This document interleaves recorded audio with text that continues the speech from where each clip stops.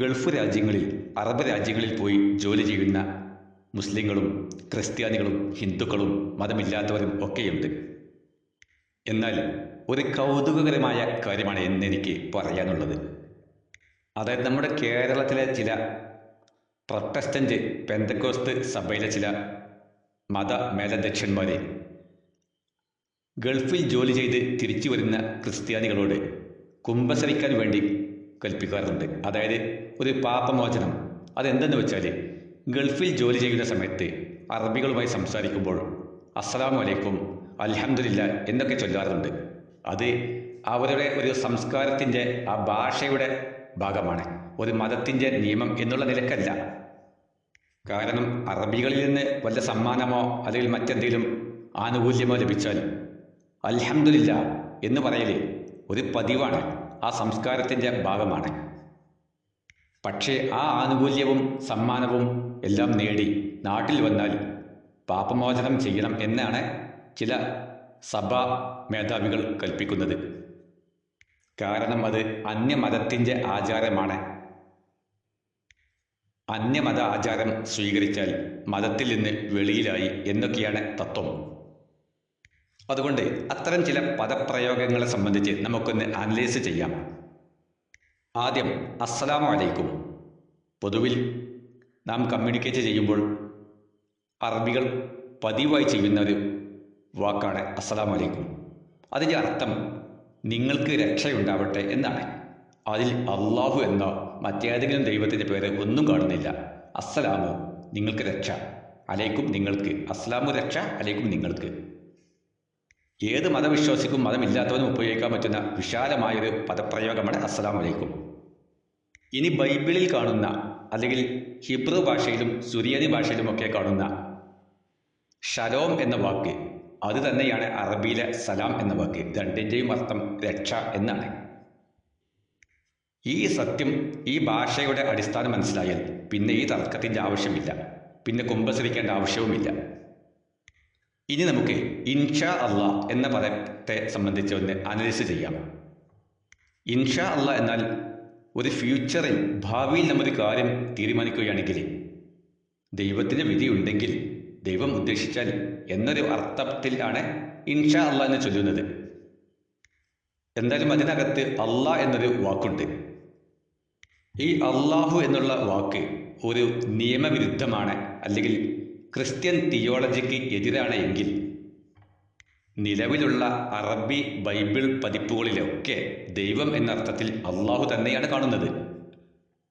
അങ്ങനെയാണെങ്കിൽ അറബിയിലേക്ക് Bible പരിഭാഷപ്പെടുത്താൻ, translate ചെയ്യാൻ പാടില്ലായിരുന്നു.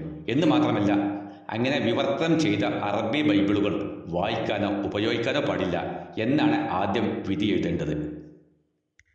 ഇനി മറ്റൊരു അത്ഭുത കാര്യം, മത്തായി സുവിശേഷം, അതായത് 4 പുതിയ നിയമം പ്രധാനപ്പെട്ട ബൈബിളുണ്ട്.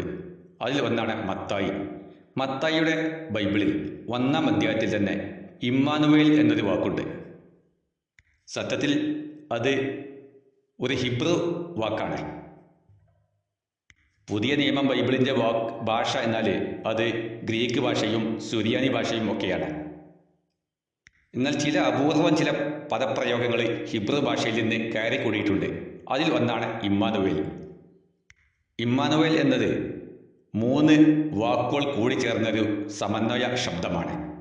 ഇമ്മ, നു, ഏൽ. ഇമ്മ എന്നാൽ കൂടെ എന്നർത്ഥം, നു എന്നാൽ ഞങ്ങൾ, ഏൽ എന്നാൽ ദൈവം. അതായത് ദൈവം നമ്മോട് കൂടെ എന്നാണ് അർത്ഥം.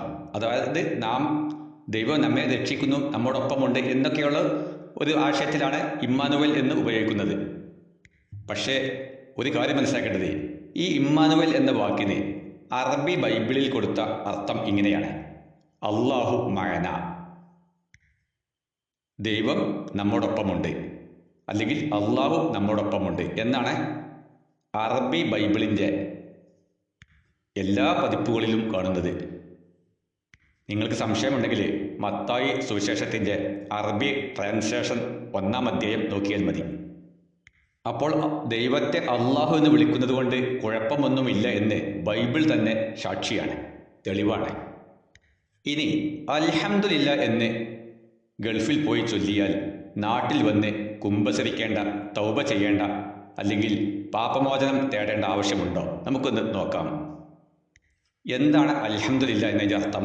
അൽഹംദു, ഹംദ്, സ്തുതി, ലില്ലാഹി, അള്ളാഹുവിനാണ് അല്ലെങ്കിൽ ദൈവത്തിനാണ്. ഇവിടെയും 3 വാക്കുകളാണ്: ഹംദ്, ലി, പിന്നെ അള്ളാഹു. ഈ 3 വാക്കുകൾ കൂടി സമന്വയിക്കുമ്പോൾ ഉണ്ടാകുന്ന ശബ്ദമാണ് അൽഹംദുലില്ല. അപ്പോൾ അൽഹംദുലില്ലാഹി എന്നതിൻ്റെ അർത്ഥം സ്തുതി അള്ളാഹുവിനാകുന്നു, സ്തുതി ദൈവത്തിനാകുന്നു എന്നാണ്. ഇനി നോക്കുക, പുതിയ നിയമത്തിൻ്റെ വെളിപ്പാട് പുസ്തകം. ഈ വെളിപ്പാട് പുസ്തകം ആരാണ് എഴുതിയതെന്ന് അഭിപ്രായ വ്യത്യാസമുണ്ട്. എന്തായാലും AD 1-ാം നൂറ്റാണ്ടിൽ തന്നെ യോഹന്നാൻ എഴുതിയതാണെന്ന് അഭിപ്രായപ്പെടുന്ന നിരവധി പണ്ഡിതന്മാരുണ്ട്. അപ്പോൾ പുതിയ നിയമത്തിലെ ഏറ്റവും പ്രധാനപ്പെട്ട ഒരു പുസ്തകമാണ് വെളിപ്പാട് പുസ്തകം. അതിലെ 19-ാം അധ്യായത്തിൽ ഹല്ലേലൂയ എന്ന് കാണിക്കുന്നുണ്ട്. ഈ ഹല്ലേലൂയ എന്നുള്ളത് ഒരു സുറിയാനിയോ ഗ്രീക്കോ ഭാഷയിലുള്ള വാക്കല്ല, പകരം അതും ഹിബ്രു ഭാഷയിലുള്ള പ്രയോഗമാണ്. എന്താണ് ഹല്ലേലൂയ എന്നതിൻ്റെ അർത്ഥം? എല്ലാ ക്രിസ്ത്യാനികളും സദാസമയവും ചൊല്ലുന്ന, ഉരുവിടുന്ന, ഒരു ജപിക്കുന്ന ശബ്ദമാണ് ഹല്ലേലൂയ. ഹല്ലേലൂയ എന്നുള്ളത് അൽഹംദുലില്ല എന്നതിൻ്റെ നേരെ വിവർത്തനമാണ്. ഈ സത്യം തിരിച്ചറിഞ്ഞാൽ അൽഹംദുലില്ല ചൊല്ലുന്നത് എന്തിനാണ് നാണിക്കുന്നത്, എന്തിനാണ് ലജ്ജിക്കുന്നത്? ഹിബ്രു ഭാഷയിലെ 3 വാക്കുകളാണ് ഹല്ലേലൂയ. ഹലേൽ, ലു, യാഹ്. അതാ യാഹ് എന്നാൽ യഹോവ, മീൻസ് യഹോവ. ഇനി അതിൻ്റെ ഓരോ വാക്കിൻ്റെയും അർത്ഥം നോക്കാം. അൽഹംദുലില്ല എന്ന് ചൊല്ലുന്ന പോലെ അൽഹംദു, ഹലേൽ, ഹംദ്, സ്തുതി, ഹലേൽ, സ്തുതി, ഹല്ലേലൂയ, ഹലേൽ, സ്തുതി. ലു എന്നാൽ ലി, അറബിയിലെ ലി, അതായത് വേണ്ടി, ഇന്ന ആൾക്ക് വേണ്ടി എന്നാണ്. യ എന്നാൽ ഇലാഹ്, അള്ളാഹു, ദൈവം, യഹോവ. അപ്പോൾ ഹലേൽ, ലു, യഹ്, ദൈവത്തിനാണ് സ്തുതി. അൽഹംദുലില്ലാഹി, ദൈവത്തിനാണ് സ്തുതി. ഹലേൽ, ലു, യഹ്, ഹല്ലേലൂയ, ദൈവത്തിനാണ് സ്തുതി. 2 ഭാഷയിലും ഒരേ അർത്ഥം, ഒരേ ആശയം. അപ്പോൾ വെളിപ്പാട് പുസ്തകം മാത്രമല്ല, ഇനി പഴയ നിയമം ബൈബിളുകളിലൊക്കെ ഹല്ലേലൂയ ധാരാളം കാണും. അത് ചൊല്ലുന്നത് പുണ്യമാണ് എന്ന് നമ്മുടെ തിയോളജി തന്നെ പഠിപ്പിക്കുന്നുണ്ട്. അപ്പോൾ ആ ഹല്ലേലൂയ എന്ന പ്രയോഗത്തിൻ്റെ നേരെ അറബി ട്രാൻസ്ലേഷനാണ് അൽഹംദുലില്ല. എന്നിരിക്കെ അൽഹംദുലില്ല ചൊല്ലിയാൽ അത് നിഷിദ്ധമായി, ഹല്ലേലൂയ ചൊല്ലിയാൽ പുണ്യമായി. എന്തിനാണ് ഈ വിവേചനം?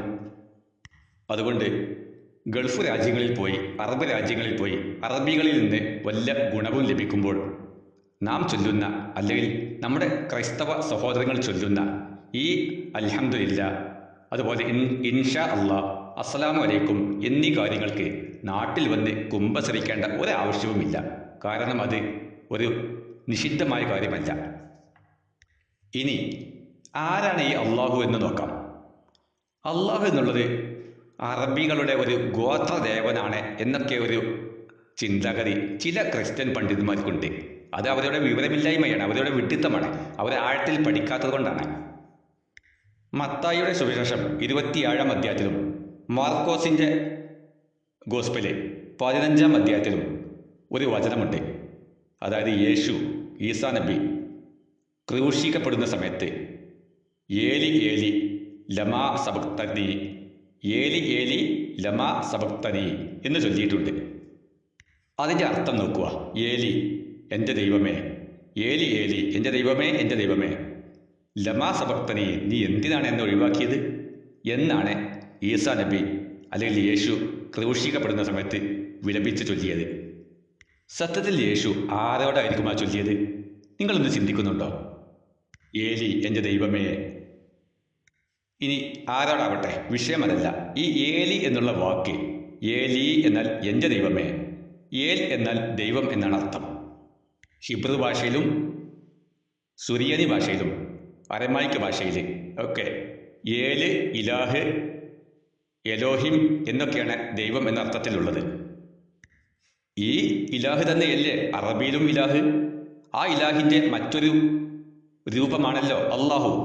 അതിലേക്ക് അലിഫ് ലാം എന്നൊരു 2 അക്ഷരങ്ങൾ കൂടി സമന്വയിച്ച് പുതിയൊരു ശബ്ദമായി, അതാണ് അള്ളാഹു. അതുകൊണ്ട് നമ്മൾ അറബി ഭാഷയും സുറിയാനി എന്ന അരമായിക് ഭാഷയും ഹിബ്രു ഭാഷയും 3 ഭാഷകൾ സമന്വയിച്ച് പഠനം നടത്തുകയാണെങ്കിൽ ഈ വേണ്ടാത്ത തർക്കങ്ങളും കോലാഹലങ്ങളും കുമ്പസരിക്കേണ്ട നിർബന്ധങ്ങളും ഒന്നും ഉണ്ടാകില്ല. പ്രത്യേകിച്ച് നമ്മുടെ കേരളത്തിൽ നമ്മുടെ പെന്തക്കോസ്ത് സഭ വിഭാഗങ്ങൾ ഇത്തരം കാര്യങ്ങളിൽ ചുമ്മാ തർക്കിച്ച് സംവദിച്ച് സമയം കളയുന്നുണ്ട്. അവർക്കാകട്ടെ ഈ ഉപദേശം